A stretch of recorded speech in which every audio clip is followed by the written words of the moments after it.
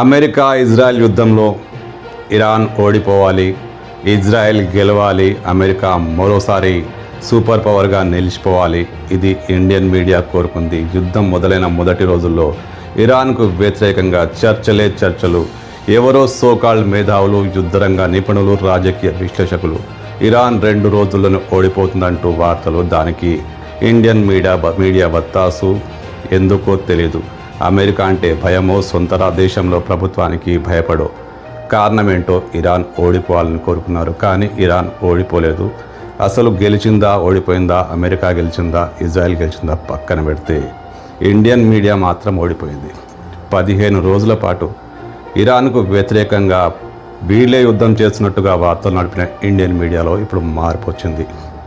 ఇరాన్ను ప్రశంసిస్తున్నారు, ట్రంప్ను తిడుతున్నారు, అమెరికాను తిడుతున్నారు, ఇజ్రాయెల్ను తిడుతున్నారు.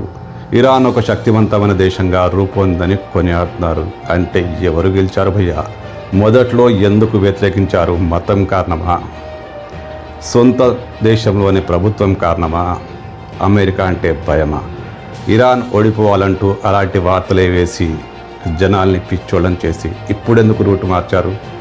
ఇరాన్ గెలిచిందనా, మీరు ఓడిపోయారనా? మొత్తానికి ఈ యుద్ధంలో ఇండియన్ మీడియా తుక్కుగా ఓడిపోయింది.